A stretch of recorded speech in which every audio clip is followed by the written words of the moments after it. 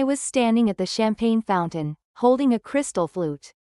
I had not even sipped from, when my husband Julian turned to his colleague and said the words that would end our marriage. Julian said, "My wife? She's not interesting enough for this crowd." He laughed. His colleague, a silver-haired executive from his firm, laughed too. They did not know I was 3 feet behind them, partially hidden by an elaborate floral arrangement. The wedding reception was in full swing at the Boston Harbor Hotel. All marble columns and glittering chandeliers. 500 guests in designer gowns and tailored tuxedos. I had spent 4 hours getting ready that morning. My navy silk dress cost $800.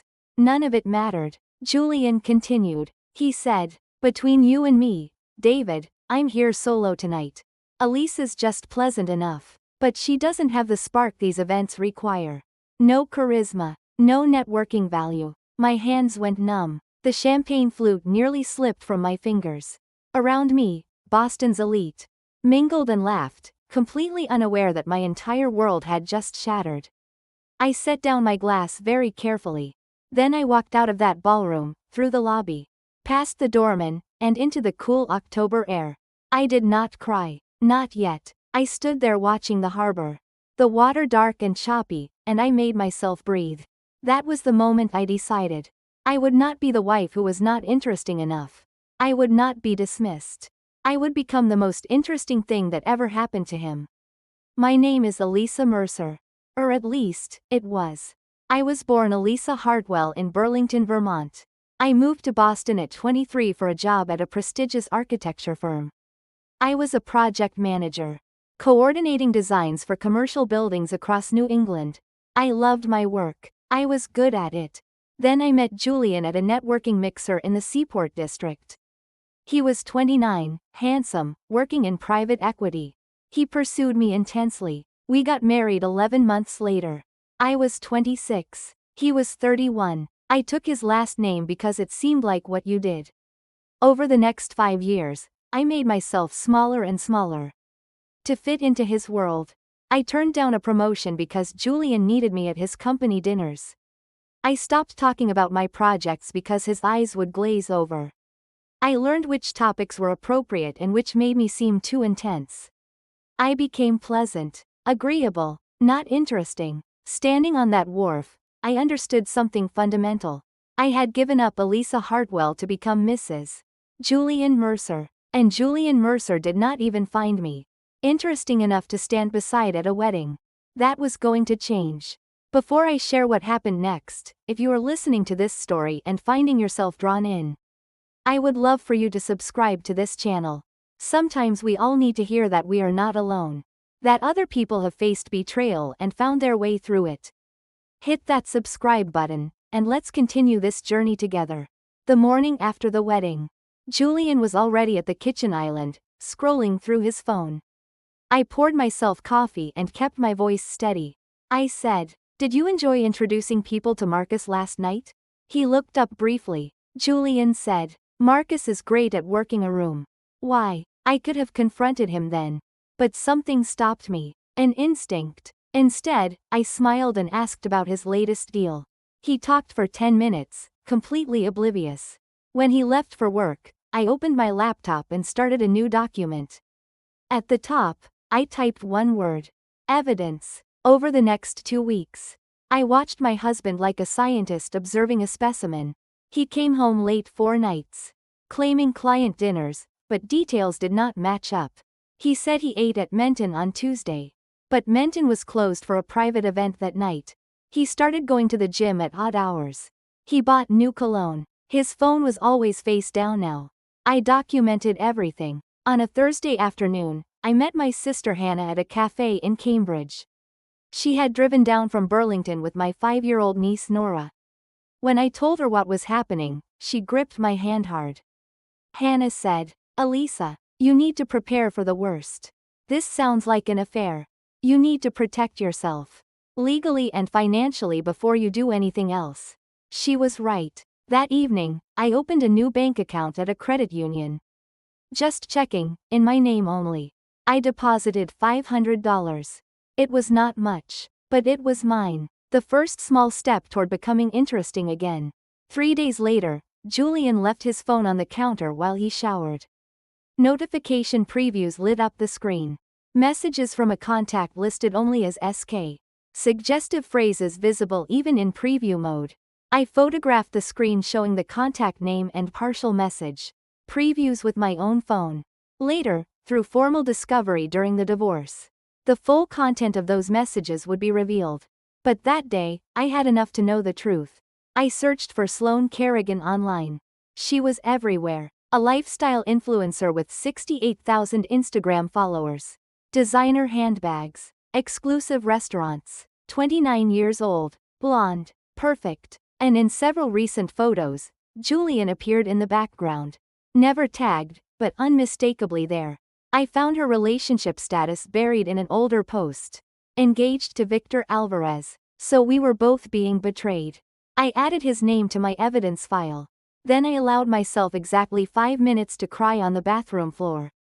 5 minutes of rage and grief. Then I washed my face and went back to bed beside my cheating husband. The next morning, my sister called back. Hannah said, her name is Naomi Patel. She's a divorce attorney in Boston who specializes in high net worth cases. She's expensive but she wins. I made an appointment for Tuesday afternoon. Naomi's office was in a brownstone in Beacon Hill. She was maybe 40, with sharp eyes and silver streaks in her dark hair. I talked for 45 minutes without stopping. The wedding, the evidence, the message previews from SK, the lies. Naomi took notes quickly. When I finished, she smiled. Not kindly, like a predator. Naomi said, "You've done excellent work, documenting behavioral patterns and public information. Now I need to know everything about your finances." We spent an hour reviewing our assets. Julian made $220,000 a year, plus bonuses that could double his salary. I made $85,000. We had $400,000 in retirement accounts. A $700,000 condo with $300,000 left on the mortgage. $30,000 in joint savings. Naomi's eyes narrowed when I mentioned his bonuses. Naomi said, "Private equity compensation can be tricky. Deferred bonuses, carried interest, phantom equity. Things that don't show up on a W-2 but are still real assets." I need his employment contract and tax returns. I said, "How'd I get those without him knowing?" Naomi said, "You file jointly, correct? Which means you have legal right to copies of your tax returns. Request them from your accountant. Say you need them for a mortgage refinance. As for employment documents, we'll obtain those through discovery once we file." Does he keep files at home? I thought about his locked filing cabinet. I said, "He has a filing cabinet. It's locked. I've seen labels on folders through the gap. Employment contracts, tax returns, investment statements." Naomi said, "Note what you can see. Once we file, we'll subpoena everything through discovery. My forensic accountant will go through it all with a microscope." I said, "There's more." I noticed his laptop was left open once. Email notifications were visible on screen, showing exchanges with someone named SK. I didn't access his accounts, but I photographed what was visible on the display. Naomi said, "Good. Public displays, visible notifications, and behavioral documentation are all legitimate. We'll get the rest through legal channels." That week, I requested our joint tax returns from our accountant. Citing mortgage refinance paperwork, I also began documenting Julian's schedule, inconsistencies and cross-referencing them with Sloane's public Instagram posts, noting when restaurant locations and dates aligned with his supposed business dinners. The evidence I could gather legally was piling up, and soon, discovery would reveal everything else. Monday morning, I sat in Naomi's office by 8 a.m. She reviewed everything I had brought. Naomi said, "Elisa, this documentation of behavioral patterns and publicly available information is solid groundwork. Once we file and initiate discovery, my forensic accountant Patricia Chen will examine every financial document. She's former IRS, specializes in finding hidden money." She made notes rapidly. Naomi said, "First, Patricia will do her analysis once we have discovery. Second, you start diverting more of your paycheck to that separate account. 20%. Tell Julian you're increasing your 401k contribution if he asks. Third, we map out what you want from this divorce. I had been thinking about this. I said, I don't want the condo. But I want my fair share of all assets, including any deferred compensation. I want proof he spent marital assets on his affair. And I want him to know I'm not some pleasant wife who'll disappear quietly. Naomi said, revenge feels good but can backfire. Every move has to serve your legal case first, emotional satisfaction second. Can you live with that? I remembered his words at the wedding. Not interesting enough. I said, I can be smart and calculated. But I'm done being reasonable. Naomi said, then let's build you a plan. We mapped out my strategy. Patricia would analyze Julian's finances once Discovery produced the documents. Naomi would file discovery motions. Meanwhile, I would continue my normal life, gathering publicly available evidence, pretending everything was fine. The hardest part, Naomi explained, was living with someone I knew was betraying me while acting normal. But it was crucial. The moment Julian knew I was onto him, he would move money and delete evidence. I said, how long until we file? Naomi said, 6 weeks. Before the holidays. We want to catch him before any deferred compensation vests. 6 weeks. I could pretend for 6 more weeks. That evening, I created a burner email account and compiled screenshots from Sloane's Instagram. Matched with dates that corresponded to Julian's supposed business dinners. Public posts only, nothing private. I found Victor Alvarez on LinkedIn. Army captain, stationed at a military base outside Boston. I drafted an email. Captain Alvarez, you don't know me, but I felt compelled to share publicly available information about your fiancé. Please review the attached screenshots from her public social media carefully. A friend. I hovered over send, then thought about Julian laughing at that wedding. I hit send. The last week of November brought Thanksgiving at Julian's mother Eleanor's Newton home. The day before, Julian's firm hosted a partners' dinner at Atlantic Fish Company on Boylston Street. Julian insisted I attend. Julian said, Eleanor will be there. David, the whole partnership team. Wear that green dress I like. The one that made me look appropriate and forgettable. At the dinner, I sat among finance wives, making small talk, being pleasant. And then I saw her. Sloane Kerrigan, 3 seats down from Julian, wearing a cream-colored dress that probably cost more than my mortgage. She was laughing, touching her diamond engagement ring. Our eyes met briefly. She had no idea who I was. Julian leaned over. Julian said, that's Sloane Kerrigan. She does brand consulting for our portfolio companies. I said, she's beautiful. Julian said, I guess. I don't really notice that stuff. Liar. I watched them all night. They were careful, never speaking directly. But there were tells. The way he angled toward her. The way she touched her necklace when he laughed. The way they checked phones at the same moments. I took photos throughout the night for the firm's social media, making sure to capture Julian and Sloane in the same frames. Evidence. At coat check, I found myself beside Sloane. Up close, she was perfect. Everything I had failed to be. Sloane smiled. She said, I love your dress. I said, thank you. Your necklace is beautiful. Is it from your fiancé? Her smile dimmed slightly. Sloane said, we haven't set a date yet. He's military, so it's complicated. I said, that must be hard. My husband works such long hours too. Sloane said, they love what they do though. In the car home, I said casually, Sloane seems nice. Julian's hands tightened on the wheel. Julian said, who? I said, the consultant. We talked at coat check. Julian said, oh right. Yeah, she's good at her job. Thanksgiving Day at Eleanor's was the usual performance. Colonial house, perfect food, Julian holding court about his career wins. I helped in the kitchen, accepted Eleanor's subtle criticisms, sat halfway down the table between relatives whose names I barely remembered. Then, during dessert, Julian's phone buzzed. He went pale, excused himself to Eleanor's study, and emerged 10 minutes later looking shaken. In the car, he finally exploded. Julian said, Victor Alvarez showed up at Sloane's apartment. He broke off their engagement. Someone sent him evidence she's been cheating. He's convinced I'm involved. This could destroy my partnership. His partnership. Not his marriage. His career. I said, maybe you should tell Victor the truth. Julian's head snapped around. Julian said, what truth?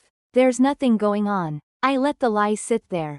I said, the truth that someone is trying to cause problems.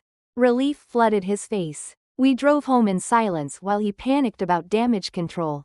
I went to bed alone, thinking about how in 5 days, Naomi would file divorce papers. In 5 days, Julian's perfect life would start crumbling. I could hardly wait. December 1st was a Monday. Cold and clear. At 10 a.m., Naomi called. Naomi said, it's done. Divorce petition filed. Process server delivers to Julian's office at noon. I chose his office deliberately. Maximum visibility. My hands shook. I said, what do I do now? Naomi said, go to your sister's house like we planned. Don't answer his calls. Let him spiral. I left work at 10:30, drove to our condo, packed a suitcase, and was pulling out when my phone rang. Julian. It was noon exactly. I let it go to voicemail. By the time I reached the highway, he had called 15 times. The first voicemail was rage. Julian said, what the hell is this? I got served at my office. In front of colleagues. Are you insane? Call me back. The second was angrier. Julian said, after everything I've done for you? I made you. I gave you this life. And you humiliate me? The third was calculating. Julian said, fine. You want a divorce? I'll bury you in legal fees. You'll wish you never did this. I turned off my phone and kept driving. 3 hours later, I pulled into Hannah's Burlington driveway. Nora ran out and hugged me. Hannah appeared in the doorway. Hannah said, you did it. You actually did it. I said, the papers were served. He's called 23 times. Hannah said, good. Let him stew. Come inside. We're going to eat comfort food and you're going to remember what it feels like to breathe. Burlington was everything Boston was not. Quiet. Familiar. Home. I kept my phone off for 3 days. When I finally turned it on Thursday evening, there were 68 missed calls. 41 texts. And 1 message from Sloan. Sloan wrote, I know what you did. Sending that information to Victor ruined my life. You should know your husband pursued me.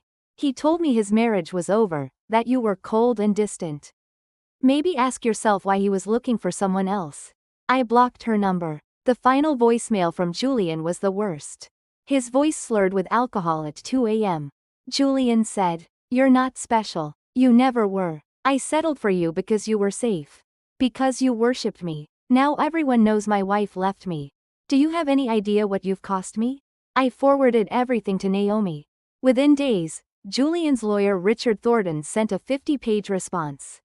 Claiming I had abandoned the marriage, contributed nothing of value, and should pay Julian spousal support for emotional distress.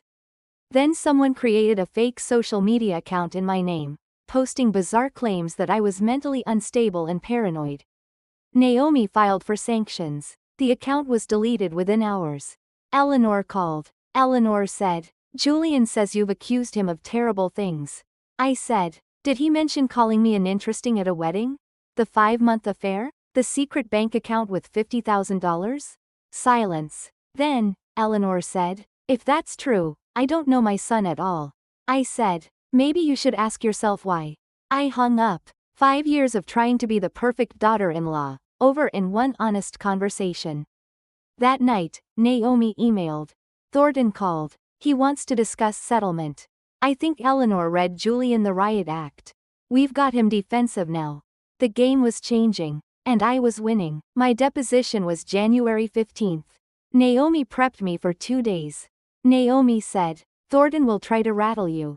Twist your words. Imply you're lying. Stay calm. Answer only what's asked. Never volunteer information. The deposition room was small and windowless. Naomi sat beside me. Across the table were Thornton and Julian. First time seeing my husband in 6 weeks. He looked thinner, exhausted. He would not make eye contact. Thornton smiled coldly. Thornton said, Mrs. Mercer, this shouldn't take long. It took 5 hours. He asked about everything. When did I suspect Julian? How did I obtain evidence? Did I access his private accounts? I answered carefully, exactly as coached. I said, I observed behavior changes. I noted inconsistencies. I documented public social media posts. I photographed visible notifications on shared devices. I obtained joint tax returns through our accountant, as I was legally entitled to do. Thornton said, did you access your husband's private email or locked files? I said, no. I documented what was publicly available and what I could see in shared spaces. My attorney obtained additional materials through formal discovery. He kept pushing, trying to paint me as difficult and unstable. But I stayed calm, answered truthfully, watched Julian squirm. When it was over, Naomi said I had done great. Julian's deposition was the next day. Naomi called at 6 p.m. with updates, sounding gleeful. Naomi said, it was beautiful. He denied everything. Said the affair was just friendship. Said hidden accounts were smart planning. Then I produced documents from discovery. Every employment contract. Every bank statement. Message threads Victor had forwarded to us proving the affair. He got angry, defensive. At one point he said, quote, this is a witch hunt. My wife is mentally unbalanced. I said, he called me mentally unbalanced under oath? Naomi said, he did, which will look great in court. Thornton knows Julian is a terrible witness. He'll push hard for settlement now. She sent me the draft counteroffer that night. It demanded 50% of all assets including the deferred compensation. Julian pays my legal fees. Condo gets sold, proceeds split. 2 years spousal support. Everything I deserved. I said, send it. While lawyers negotiated, I changed my social media profile. Back to Elisa Hartwell. I posted a photo with Hannah and Nora building a snowman. Caption, starting over. Finding myself. Grateful for the people who love me unconditionally. Within hours, dozens of messages from college friends. Former colleagues, women sharing their own divorce stories. One from Jessica, my architecture school friend. I always wondered what happened to you. You were so talented. Then you married that finance guy and disappeared. Glad Elisa Hartwell is back. I had disappeared, not just from social media, but from myself. Then a Boston Globe reporter reached out, working on a story about financial abuse in high-net-worth divorces. After consulting Naomi, I agreed to be interviewed. I told Sarah Chen everything. The wedding, the affair, the hidden accounts, the business entertainment deductions that could constitute tax fraud if proven. The way the system lets wealthy men hide money while wives are left scrambling. Sarah said, what do you want to happen now? I said, I want other women to know they're not alone. That it's okay to ask questions, demand transparency, protect themselves. And I want men like my husband to understand there are consequences. The article ran in early February. Front page of the living section. The hidden cost of marital trust: one woman's fight for financial justice. My phone exploded. Support, anger, interview requests, and one message from Eleanor asking to meet. At a Lexington coffee shop, Eleanor looked older, tired. Eleanor said, I owe you an apology. When you told me about Julian's affair, I didn't want to believe it. But I went through his father's papers after he died. Robert had done the same thing. Hidden accounts, secret investments. I was humiliated, so I never told anyone. Julian watched his father do this and learned marriage was something you plan. An exit strategy for. I felt unexpected pity. I said, I'm sorry that happened, but it doesn't excuse Julian. Eleanor said, I know. I'm not asking you to excuse it. Just to understand he learned this behavior. And I'm sorry I didn't teach him better. For what it's worth, you're stronger than I ever was. Julian is about to learn a very expensive lesson. That evening, Naomi called. Naomi said, Thornton called. They want to settle. Julian is terrified the Globe article is just the start, that Patricia's forensic report will leak to his employer. He's ready to make a deal. I said, what kind of deal? Naomi said, everything we asked for, 50% of assets including deferred comp. He pays your legal fees. Condo sold, proceeds split. 2 years spousal support, plus a non-disparagement clause. He can't talk about you publicly. I said, I can live with that. Naomi said. Then we have a deal. Come to Boston to sign. And then, Elisa, you'll be free. The settlement signing was February 22nd. 2 months and 21 days since I walked out of Thanksgiving dinner. It felt like a lifetime and no time at all. Julian was already there with Thornton. He looked worse, thinner, harder. We did not speak. We just signed, page after page, 20 minutes to end a 5-year marriage. When it was done, Julian walked past me without a word. As if I had never existed. Naomi said, "You survived. You won." I said, "It doesn't feel like winning." Naomi said, "It will. Eventually you'll wake up and realize you got your life back. That's the biggest win there is." The Seaport condo sold in 2 weeks. My share after mortgage was $165,000. Combined with other settlement money, I had enough to imagine a new life. I stayed in Burlington through March helping with Nora's school play. She played Charlotte in Charlotte's Web, forgetting half her lines, but waving at me and Hannah proudly during her bow. After the show, Nora said, "Aunt Elisa, are you going to stay forever?" I knelt down. I said, "No, sweetie, I need to find my own place. But I'll visit all the time." Nora said, "Mom says you're brave. You stood up for yourself even when it was scary. Is that true?" I looked at Hannah. Hannah smiled. I said, "Yeah, I was really scared, but I did it anyway." Nora said, "I want to be brave like you when I grow up." That conversation made me realize I needed to go back to Boston. Not to Julian's world, but to reclaim my own. I had abandoned my career, my friends, my city. I was done running. I called my old boss Robert Chen in early April. I said, "I'm ready to work again. Is there any chance my position is still open?" Robert said, "Your exact position, no. But I've got a senior project manager role opening in May. Step up from what you were doing. More responsibility, more pay. Are you interested?" A step up. More of everything Julian convinced me I did not deserve. I said, "Very interested." We met at a Cambridge cafe. He offered me the senior position with a $15,000 salary bump.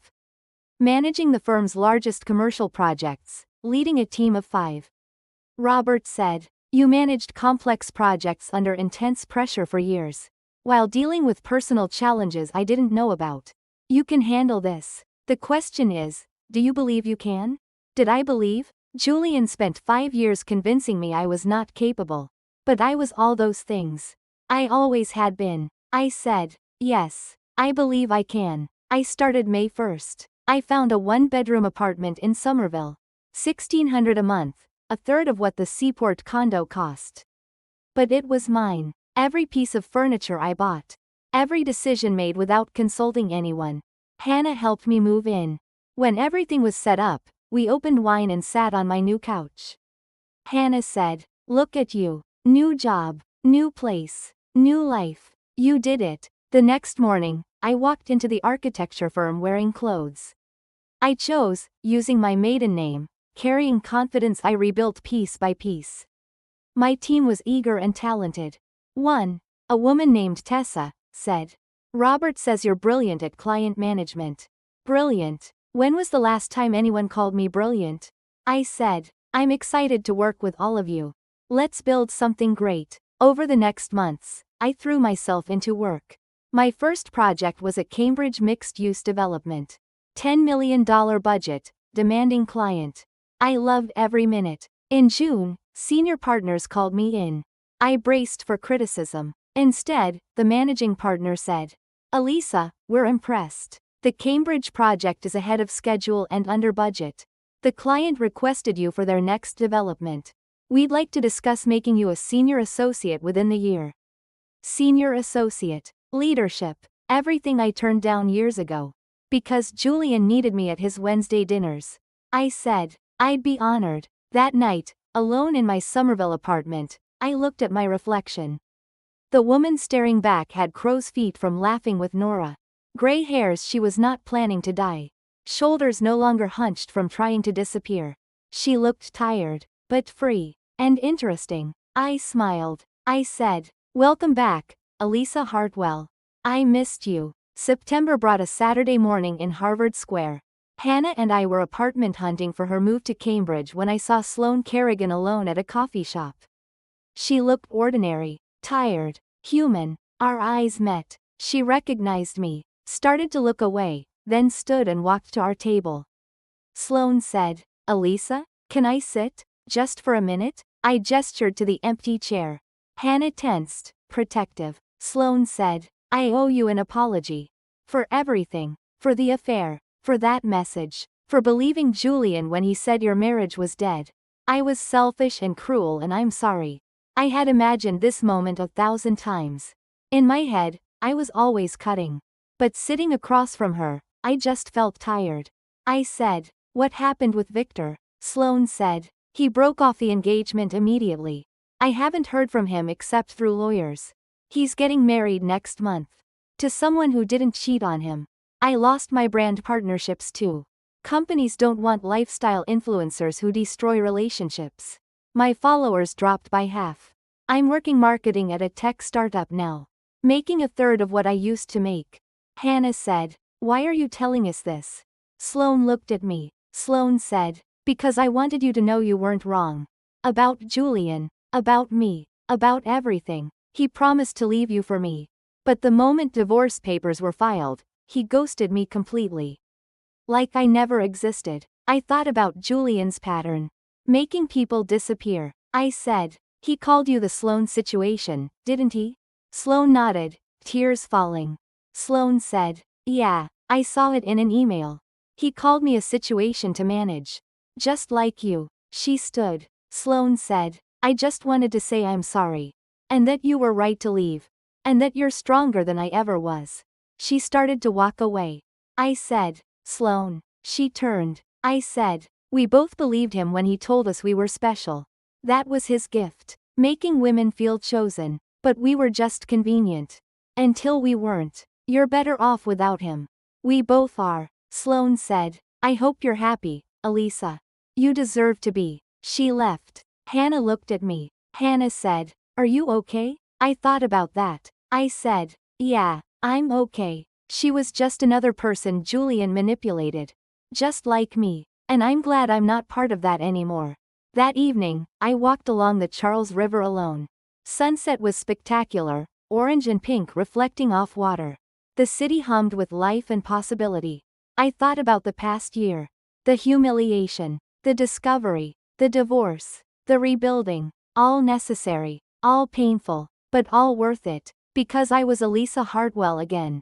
Not Mrs. Mercer. Not someone's wife. Not someone's situation to manage. Just me. Interesting, ambitious, complicated, flawed, and free. My phone buzzed. Text from Robert. "Client loved your presentation. They want you to lead their next 3 projects. You're killing it, Hartwell."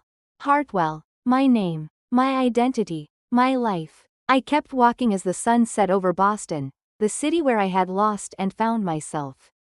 The city that was mine now, on my own terms. A year ago at that wedding, I thought becoming interesting meant revenge, meant making Julian pay. But I was wrong. Becoming interesting did not mean destroying him. It meant rebuilding me. It meant remembering I was a skilled professional. A loving sister and aunt. A woman capable of surviving betrayal and emerging stronger. A person worthy of love, respect, and honesty. Julian had his own life now. Whatever it was, I did not follow him. I did not ask about him. I did not care. He was irrelevant to my story, just a closed chapter. I reached the end of the esplanade and turned back toward my apartment. Tomorrow, brunch with colleagues. Next week, a concert with Hannah and Nora. Next month, visiting college friends in Seattle. My calendar was full, but not with obligations to someone else's career or image. It was full of my own choices. My own relationships. My own adventures. I climbed the stairs to my apartment. Professor Whiskers, the gray tabby Nora had named, wound around my ankles purring. I poured wine, put on music, looked at my calendar, meetings, site visits, dinner with friends, yoga class, ordinary, beautiful, ordinary life. And it was mine, all mine. I wanted to tell the woman at that wedding something. That she was about to have the worst 6 months of her life. That she would discover betrayals she could not imagine. That she would have to be braver than she thought possible. But also that she would survive. That she would reclaim everything she gave up. That she would remember who she was before she tried to become someone else's version of perfect. Being interesting had nothing to do with Julian's opinion. It never had. Being interesting meant being fully yourself. Unapologetically. Completely. Without shrinking or hiding or apologizing. And Elisa Hartwell was the most interesting person I knew. What would you have done in my place? Tell me your one bold move in the comments. If this resonated, subscribe so you don't miss the next story.